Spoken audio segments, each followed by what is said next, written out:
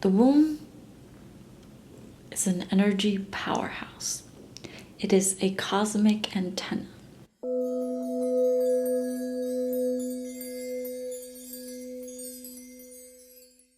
In ancient times, the womb was seen as a living being within a being. So it was seen almost as a separate entity within the woman's body. And part of this was because it was such an incredible, it was the most powerful energy creating force in the universe that the ancients had ever seen, was the woman's womb. In the current life, and especially for us in the Western world, the current lifestyle that we have, it's very easy to dismiss the power of the womb. Women usually become aware of the power of the womb before they decide to have children. And even then, we forget how incredible it is, for it is the first space on earth where the soul comes into. And so today I wanted to focus a little bit on the aspect of the womb being a cosmic antenna. What does that mean, and what does it mean for you as a woman? In my hormonal contraceptive video, I covered why hormonal contraceptives are so dangerous for your body, not just for your reproductive system, but in general for your whole being, and then how that ties to your psychological, emotional, and spiritual health. Today I simply wanted to focus on your womb being an antenna.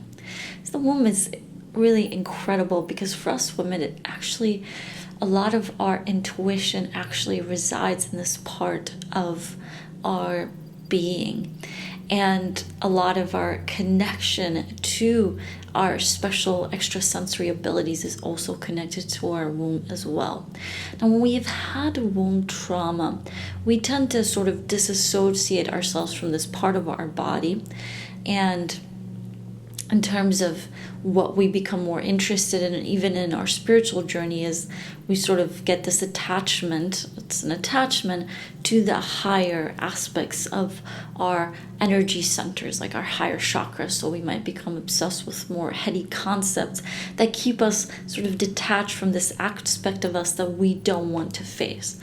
But for a woman especially, but for a man as well, in order to reach a level of true spiritual awakening, there has to be an alignment of all your energetic chakras.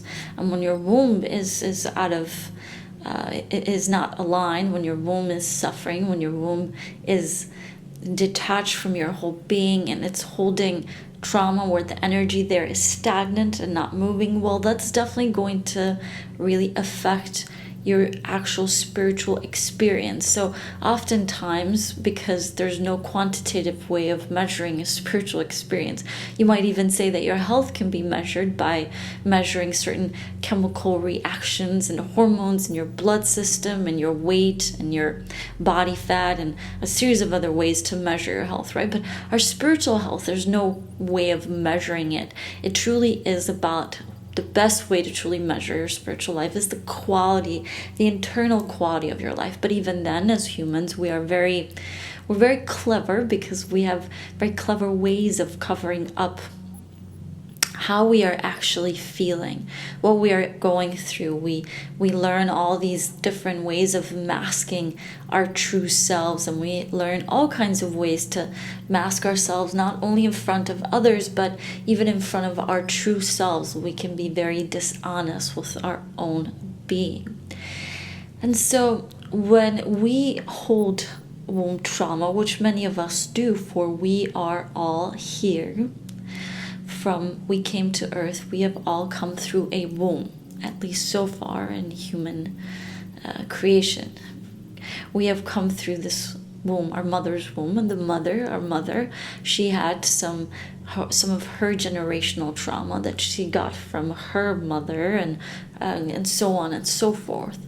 So the more we become intentional in healing our womb and facing our own trauma and the womb trauma, the more we can awaken and become more alive in our beingness, because this is truly the essence.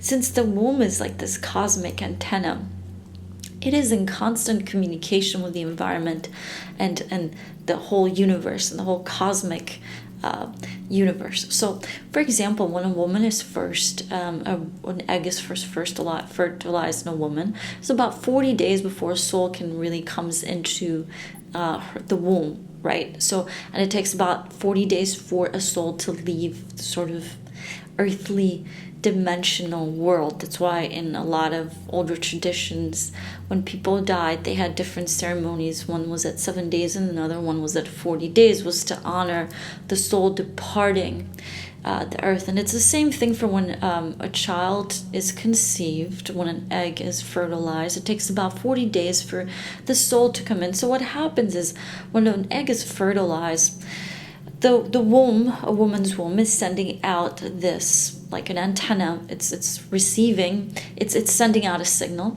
and it also receives now. So it's sending out this signal into the universe, and the souls that are looking to come into earth, that decide, and they come into the earth, and they come into the womb, let's say the woman's womb, a specific womb. And so if this womb is healthy, if a woman is very intentional about clearing out her womb and living a certain lifestyle, then she's now becoming not just an attractor for the soul energy, but also the home now for this soul. So now the soul's journey has begun from the mother's womb, and it's an incredible time actually when the woman is pregnant. For even in a lot of ancient cultures, this was a very special time, and in Indian culture, women were not supposed to even speak or be exposed to certain people. They would only be allowed to, or not allowed, but they would, for their own good, be connected and speak only to people who are positive and healthy and happy, because when the soul first comes in and the being is now choosing to live in this dimension, is in a state of this awakened sleep, so to speak, right? It's somewhat like when you are asleep, for example. When a person is asleep and somebody is speaking to you, you can actually absorb a lot of things, because a lot of the noise of the outside world, a lot of the things that we've recorded from the day-to-day and all the things that are distracting us, they're not there, correct? That's why hypnosis works in a similar way. It puts you sort of in this kind of trance, sleep-like state. So what's important about this aspect of, let's say, symbolically speaking, of the child being in the womb or the young baby being in the womb, is the same way. It is isolated from all these other, in a way, distractions from the outer world, but only if the mother is truly aware of it. Now, if the mother is exposed to certain things, the child is in a way like asleep, but aware. So they're picking up all these different energies, and all the different senses of the baby has in a way begun before the child even comes into becomes birthed through the woman. So now you might say, well, Charlie, for one, I'm not a woman. Secondly, maybe I cannot have children. I choose not to have children. So what does that mean for me? Does that mean that my womb now has no value? Should I discard it? And the answer to that is not at all, for the womb is always sending out signals. If the egg doesn't get fertilized, the womb is still an antenna. It is still picking up energetic, universal energies, and it also is sending out signals as well. The way it is doing that is when we are very intentional about that, and we keep our womb clear. And part of keeping our womb clear, well, it's a process of keeping your thoughts and emotions in this beautiful alignment, in this sort of creating this healthy garden where things are being they're constantly dancing and like an orchestra, and moving and generating and regenerating. And it's the same way with your thoughts and emotions. The problem is that when we do separate these aspects of ourselves, we forget that how much the womb is connected to the rest of your well-being. So when the rest of your well-being is aligned and your womb is aligned, you are still sending out these signals and you are still receiving, but now there's a powerful intention. And so the things things that you want to create in your life, whether that's a business, a family, whether you choose to have children or not, whether it is you want to expand your life, or whether it is just simply cultivating more joy and well-being while your womb is aligned with that. But what we do though, when we have womb trauma and we want to suppress it, but then let's say we still want to find some kind of spiritual, emotional wellness, well, we'll just do it all from our heads, and it eventually gets exhausting. And the reason it gets exhausting is because the mind is an incredible tool, correct? It's a powerful, powerful tool. So are emotions, right? And a lot of them, they're processed in the brain. So all the physical, a lot of our physical functions are tied to the brain. So we think, well, if we just had a brain, nothing else really matters. But everything really matters. When we are really, really tuned up, when that energy flows, we really find that true connection to our higher being. We get access to the intuition that is providing us with. And what that means is that there is a full alignment with the self. There's a sense of ease about life. Now, that's why sometimes someone can be incredibly smart and have a lot of that brain power, but life can still be very difficult and hard for them emotionally. Because if we are not dealing with the trauma that we are storing, and so much of that trauma is stored in our womb for men and women, then we are disallowing, cutting ourselves off from that life source. So the reason why it is important, now this is especially important for women to heal the womb. So again, your womb is the first home for a soul. So that is an incredible amount of responsibility, but it is also an incredible amount of power. So much as women, we have incredible intuition. They call it women's intuition because it is true. Even physiologically and biologically speaking, we have this microbiomes in our gut, literally, and this actually affects our energy chakras as well. But physically speaking, this is scientifically proven, we have these microbiomes in our gut that so much of that gut health, that gut feeling that we get is tied into our gut.